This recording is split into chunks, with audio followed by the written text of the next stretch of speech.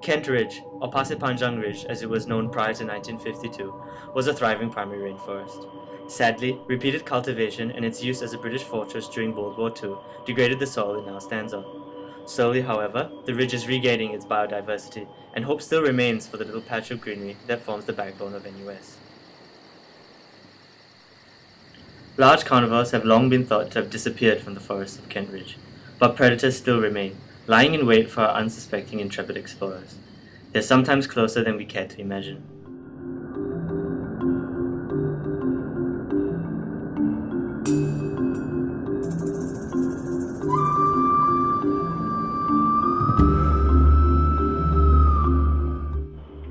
Nephila Antipodiana, or the batik orb spider, commonly mistaken for the golden orb spider. They belong to the group of golden orb weaver spiders, named such due to their beautiful yellow-tinged silk and equally impressive webs. The webs of Nephila Antipodiana are found in the tropical rainforests of the world, and, like all golden orb weaver spiders, their webs are large, up to 6 meters high and 2 meters wide. With silk of comparable strength to Kevlar, prey of this spider do not really stand a chance. And, like most spiders in the Nephila genus, the Antipodiana remain permanently in their webs and are opportunistic, though sometimes selective predators.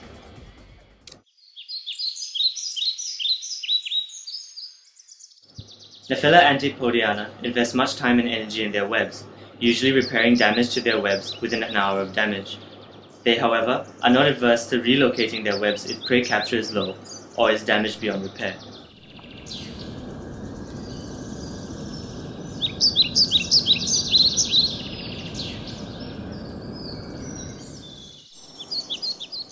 This sit-and-wait predator wastes no time in lunging onto foreign objects caught in her web, even if it is a plastic drinking straw.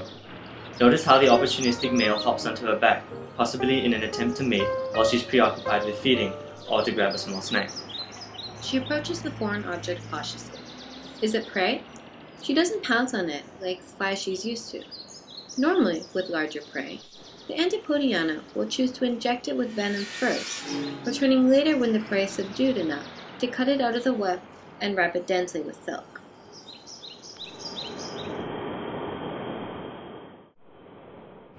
Unsuccessful with her plastic prey, she returns back to the center of her web.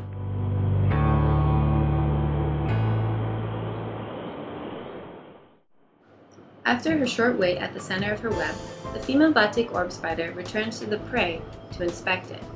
Unlike many spiders, Nephila Antipodiana has poor eyesight, and she uses a method of vibrations, much like plucking the strings of a guitar, to navigate her way to her prey and determine its characteristics like size and shape.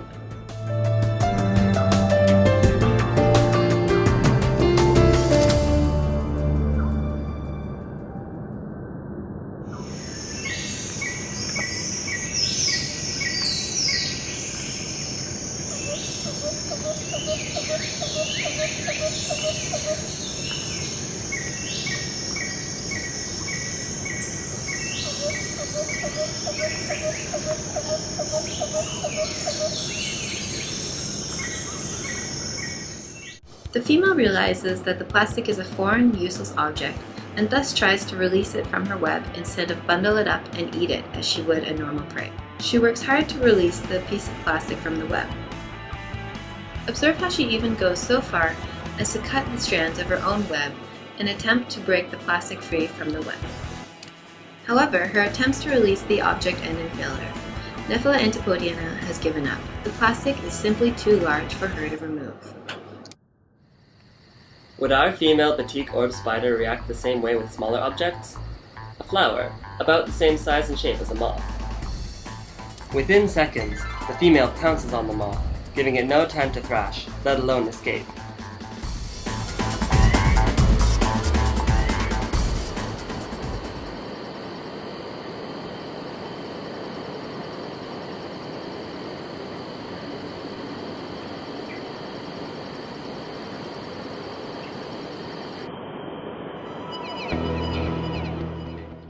While distracted by the flower, 2 small flies were trapped in the web that went unnoticed by the female, no doubt bringing joy to the small male or other parasitic spiders which might inhabit her web.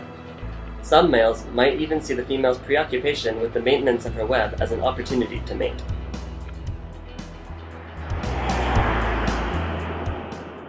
The spider seizes and bites her potential prey aggressively. At some point, she realizes the flower is not prey and releases it. With a small object like a flower, Nephila Antipodiana is able to deftly remove it from the web. Again, she does so by cutting the sticky strands around the flower, making a small hole in her large web. This hole did not damage the structural integrity of the remaining web.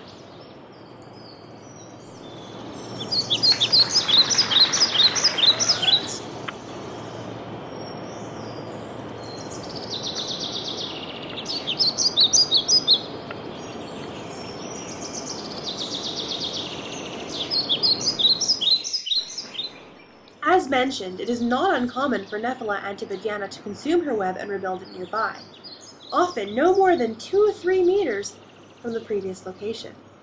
She does this to move to areas of higher prey density or to reduce the risk of being inhabited by kleptoparasites or damage from disturbance. The next day, her web was spotted several meters higher, and soon after that, it disappeared from view.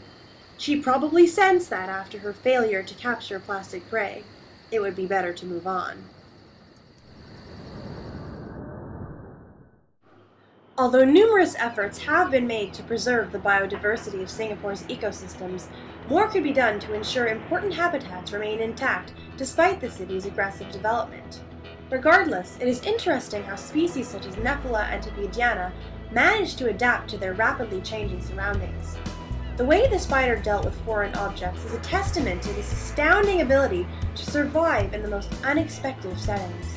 Furthermore, her ability to move her web should the need arise is a remarkable example of her incredible resilience.